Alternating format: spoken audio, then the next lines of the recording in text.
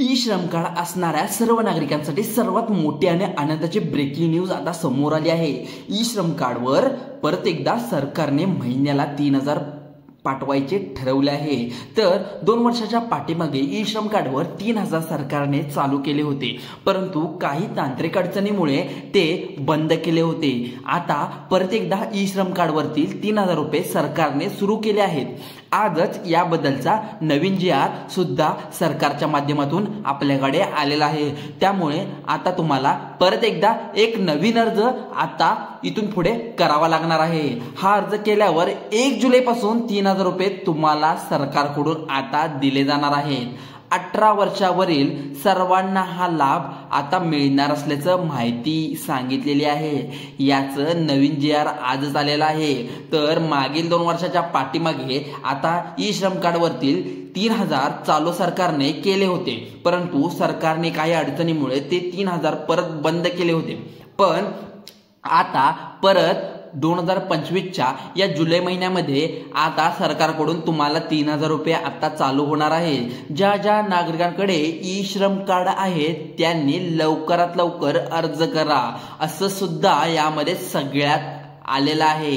जे नागरिक अर्ज करतील त्यांना ई श्रम कार्डवरील महिन्याला 3,000 त्यांच्या बँकेत खात्यावर जमा होणार आहे। सरकारच्या माध्यमातून सोडलेला हा जी.आर, तर यात आपल्याला माहितीही दिसून येते। ज्या नागरिकांची 18 वर्ष पूर्ण आहे ते सर्व सरसकट नागरिकांना आता हे 3,000 रुपये ई श्रम कार्डवरील सरकारकडून दिले जाणार आहेत।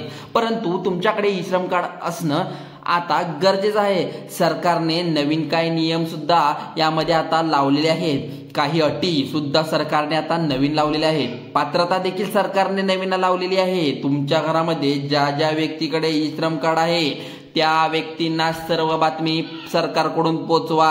लवकरच ही माहिती आलेली आहे। म्हणजे तुमच्या घरामध्ये मित्रांनो लक्षात ठेवा, तुमच्या घरामध्ये जर तुमच्या स्वतः नवरा बायको किंवा दोघी जण असतील त्यांना दर महिना 3,000 रुपये सरकारकडून मिळणार आहे। जर तुमच्या घरामध्ये तुमची 2 मुले आणि तुमचे 2 नवरा बायको असणार आहेत तर 4, तर यांना 12,000 रुपये मिळणार आहेत। प्रत्येकी 18 वर्षावरील नागरिकांना आता नवीन नियमानुसार ई श्रम कार्डवरून 3,000 रुपये तुम्हाला आता 1 जुलैपासून तुम्हाला चालू होणार आहे।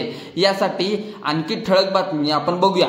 त्यामध्ये आता एक नवीन अर्ज सरकार या ठिकाणी तुम्हाला भरून द्यायचं ठरवलेलं आहे। अर्ज करण्यासाठी कोणकोणते नागरिक यासाठी पात्र ठरतील, कागदपत्रे तुम्हाला यासाठी कोणते लागणार आहेत हे आता जाणून घेऊया। नवीन जी.आर नुसार तुम्हाला अर्ज नेमका कसा भरायचा आहे, तुम्ही यासाठी पात्र आहात का, सर्व डिटेल्स मध्ये माहिती आपण या व्हिडिओच्या माध्यमातून घेणार आहोत। 3,000 रुपयाचा लाभ हे ई श्रम कार्डवरील महिन्याला ठिकाणी मित्रांनो तुम्हाला मिळणार आहे घर बसल्या।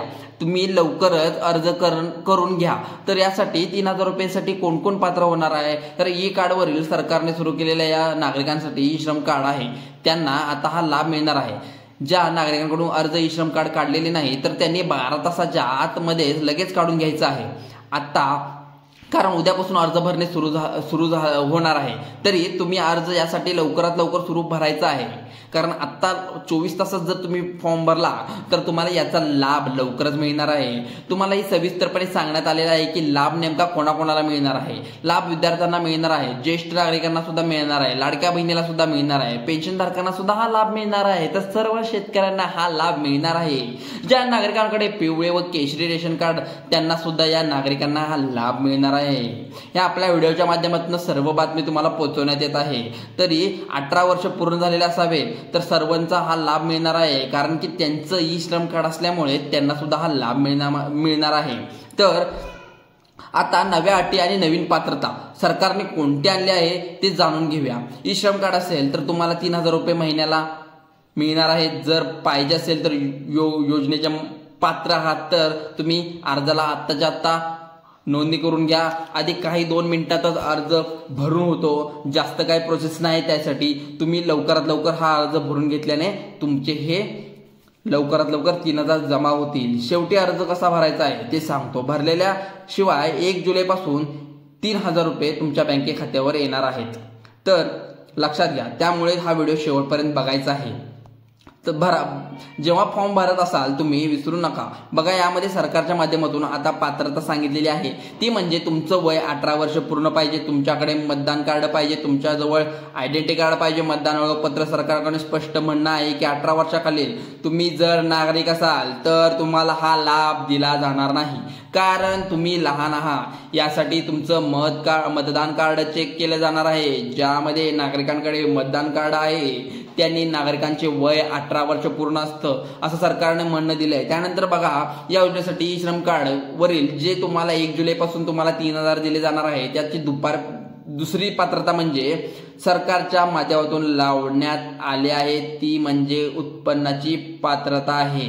बघा आता उत्पन्न पात्रतेमध्ये सरकारने आता 2 अटी या ठिकाणी लावलेल्या आहेत. तुम्ही शहरी भागात राहता असाल तर वेगळी अट असणार आहे, तुम्ही ग्रामीण भागात राहत असाल तर तुमच्यासाठी वेगळी अट असणार आहे. वेगवेगळ्या भागानुसार ग्रामीणनुसार वेगवेगळी अट लावलेली आहे. तर तुमचं उत्पन्न जे आहे तर शहरी भागासाठी 5 लाखाचं आतमध्ये असेल तरच तुम्हाला हा मिळणार आहे लाभ. खेडेगाव ग्रामीण भागात जर राहत असाल तर खेडेगाव ठिकाणी तुमचं उत्पन्नाच्या दाखल्यावर चेक केलं जाणार आहे. त्यामध्ये उत्पन्न देखील 2.5 लाख रुपयाचं आतमध्ये असेल तरच तुम्हाला हे दिलं जाणार आहे. तर उत्पन्न दाखला आणि तुमचे पिवळे रेशन कार्ड यामध्ये चेक करण्यात येणार आहे, कारण सरकार स्पष्टपणे म्हणणं आहे की आम्ही पिवळे वर केशरी रेशन कार्ड त्याच नागरिकांचे देतो. तर याच नागरिकांना उत्पन्नाचा दाखला सुद्धा दाखवायचा आहे. यांचं जर 2.5 लाखाच्या आतमध्ये कमी आहे यासाठी सरकारने तुमचं पिवळे व केशरी रेशन कार्ड सुद्धा यामध्ये आता चेक करण्याची पात्रता अट आणलेली आहे. तुम्ही शहरामध्ये राहत असाल तर तुम्ही उत्पन्नाचा दाखला चेक करत आहे. तुम्ही खेडेगावात राहत असाल तर तुमचा पिवळे केशरी रेशन कार्ड हे चेक केले जाणार आहे. त्यानंतर बघा आता सगळ्यात महत्वाची तिसरी पात्रता म्हणजे सरकारच्या माध्यमातून लावण्यात आली आहे, ती म्हणजे या पात्रतेमध्ये सर्वांना आता सूट देण्यात आलेली आहे. म्हणजेच आता तुमच्या घरामध्ये समजा 4 जण असतील, 4 व्यक्तीमध्ये ई श्रम कार्ड असेल तर सर्व नागरिकांना घरातील फॅमिली मेंबरना हा लाभ आता मिळणार आहे. सर्वात मोठी आनंदाची बातमी आता सर्व नागरिकांसाठी आली आहे. म्हणजे आता घरातील किती पण व्यक्ती असू दे, 1 असू दे, 2 असू दे, 4 असू दे किंवा 5 असू दे, नागरिकांकडे ई श्रम कार्ड आढळलेले असेल तर सर्वांना आता लाभ मिळणार जाणार आहे. त्यानंतर चौथी पात्रता म्हणजे महत्वाची आहे, ती म्हणजे सरकारने स्पष्टपणे सांगितले आहे गोरगरीब जनतेला हा लाभ भेटणार आहे. यामध्ये जर तुमच्या घरातील कोणतीही व्यक्ती सरकारी सेवेत असेल, म्हणजे एखाद्या जिल्हा परिषद तुमच्या घरातील कोणतंही कामाला असू दे, महानगरपालिकेत असू दे, नगरपालिकेत असू दे, तुमच्या घरामध्ये कामाला असलेले कोणतेही सरकारी माणूस असू दे, शिक्षक असू दे, पोलीस असू दे, आर्मी भरती झालेला माणूस असू दे, घरामध्ये कोणताही सरकारी स्पष्टपणे सांगितलेले आहे नागरिक ही सरकारी योजना काढलेली जी व्यक्त गोरगरिबांसाठी आहे, जनतेसाठी अशा आम्ही योजना या काढत आहोत. जर तुम्हाला सरकारी पगार असेल तर तुम्हाला हा लाभ मिळणार नाही. स्पष्टपणे सरकारच्या माध्यमातून स्पष्टपणे केलेली आहे टीका. तर ही माहिती स्पष्टपणे सांगितलेली आहे सरकारने. सांगण्यात आलं आहे की मग यामध्ये कोणाकोणाला लाभ मिळणार आहे, यासाठी तुम्हाला अर्ज करण्यासाठी कोणती पात्रता लागणार आहे, कोणते कागदपत्र लागणार आहेत तर जाणून घ्या. ई श्रम कार्ड वरील सर्वात 1 जुलैपासून 3,000 देण्यात ठरवले आहे. त्या माध्यमातून नागरिकांनी अर्ज फक्त त्यांना लाभ मिळवण्यासाठी त्यांच्या 2 मिनिटे लक्ष देऊन व्हिडिओ बघण्यासाठी ही अर्ज केल्याशिवाय लाभ तुमच्या बँकेत खात्यात येणार नाही. त्यासाठी कोणत्या बँक चालणार आहे हे सुद्धा पाहणं तितकंच गरजेचं आहे, महत्वाचं आहे. अर्ज करण्यासाठी कागदपत्रे कोणती लागणार आहेत हे सुद्धा तुम्ही पाहणं महत्वाचं आहे. पण सगळ्यात महत्वाचं म्हणजे आता योजनेसाठी बँक कोणत्या चालणार आहेत. बघा आता तुम्हाला महत्वाच्या बँक सांगतो, 4 ते 5 आहेत, ठराविक बँका आहेत. तर या बँकेमध्ये तुमचं खातं असणं, राष्ट्रीयकृत बँकेत 12, तर इथून पुढे जास्त खाते तुम्हाला चालणार नाही. तर बँकेमध्ये लाभ घ्यायचा आहे तुमचा. सरकारने माध्यमातून हे मोदी सरकारच्या माध्यमातून देण्यात आलेले राष्ट्रीय बँकेमधून सर्व पैसे तुम्हाला जमा होणार आहे. स्वतःचे IFSC कोड नसतो, म्हणजे स्वतःचा IFSC कोड नसल्याने बँका कोणालाही ते पैसे देत नाहीत. सोसायटी किंवा बँकेच्या छोट्या मोठ्या बँकेत स्वतःचा IFSC कोड नसल्याने या बँकेमध्ये तुम्हाला सामील करण्यात आलेलं नाही. मग कोणत्या बँकेत चालणार आहे तर पहा. त्यानंतर लगेच कागदपत्रे कोणती लागणार आहेत ते पण पहा. तर 3,000 रुपये तुम्हाला या कार्डवरील ई श्रम कार्डवरील तुम्हाला मिळणार आहेत. तर ही सर्वात मोठी बँक म्हणजे सर्वात मोठ्या बँका म्हणजे ज्या जिल्हा मध्यवर्ती किंवा कोणत्याही असतील त्या सर्व नॅशनल बँकांना तुम्हाला मिळणार आहे। इथून पुढे बँक ज्या आहेत जे तुम्हाला ई श्रम कार्ड 3000 रुपये देण्यात येणार आहेत त्यांना बघा तीन नंबरची म्हणजे महाराष्ट्र बँक आता सुद्धा राष्ट्रकुल बँक झालेली आहे। राष्ट्रकुल बँक म्हणजे महाराष्ट्र बँकेला घोषित केलंय, भरपूर लोकांनी यामध्ये खाते खोललेले आहेत, बँकेमध्ये सुद्धा लाभ देण्याचं ठरवलेलं आहे। तर महत्वाची 4 नंबरची बँक म्हणजे पहिली म्हणजे बँक ऑफ इंडिया, दुसरी म्हणजे महाराष्ट्र, तिसरी म्हणजे बँक ऑफ इंडिया झाली, महाराष्ट्र झाली, आणि तिसरी बँक ऑफ इंडिया, बरोबर। तर इथून पुढे सगळ्या बँकेमध्ये जमा होणार आहे। यामधील काही नियम आणि अटी पण लागू केलेले आहेत। सर्व तुमचे KYC अपडेट करून घ्या आत्ताच, आणि सर्व कागदपत्रे तुमच्या बँकेत जमा पाहिजे। ग्रामीण भागासाठी 2.5 लाखाची आतापर्यंत उत्पन्न पाहिजे, शहरी भागासाठी 5 लाखाचं आतापर्यंत उत्पन्न पाहिजे। नागरिक उत्पन्न यामध्ये असेल, म्हणजेच उत्पन्न दाखलावरील नमूद केलेले उत्पन्न जे असेल तर त्यामध्ये तुम्हाला आता लाभ सरकारच्या माध्यमातून दिला जाणार आहे। त्यानंतर बघा 2 नंबर सगळ्यात महत्त्वाचं कागदपत्र सरकारच्या माध्यमातून सांगण्यात आलेलं आहे की ती ओळखपत्र म्हणजे हेच आधार कार्ड तुमचं पाहिजे, आणि मतदान ओळखपत्रावर तुमचं वय पाहिजे। झेरॉक्स तुम्हाला आता तुम्ही देऊ शकत असाल तर आधार कार्ड, पॅन कार्ड, आणि आता सबमिट करून आता हा फॉर्म भरून घ्या। 10 वर्ष पूर्ण झाले आहेत, म्हणजे 2025 सध्या चालू आहे, मग मागील बरोबर 10 वर्ष म्हणल्यानंतर 2015च्या बरोबर आधी जर तुम्ही आधार कार्ड काढलं असेल तर सरकारच्या माध्यमातून तुम्हाला अपडेट करून घ्यायची आहे। अपडेट केल्यानंतर झेरॉक्स तुम्हाला आधार कार्डचं द्यायचे आहे, म्हणजेच त्यावर आधार कार्डवरील नाव, जन्मतारीख असेल, जन्माच्या दाखल्यावरील 3 जन्मतारखेचे नाव असते, 30 जन्मतारीख आणि नाव असते, हे चेक केले जाणार आहे। त्यानंतर बघा महत्वाचं कागदपत्र म्हणजे राष्ट्रकुल बँकेचे पासबुक आता तुमच्या बँकेत घेतलं नसेल तर आता जाऊन घ्या। राष्ट्रकुल बँकामध्ये महाराष्ट्र बँक ऑफ इंडिया किंवा इंडिया बँक ऑफ इंडिया, बरोबर, पासबुक तुमच्या झेरॉक्स पाहिजे तुमच्याजवळ।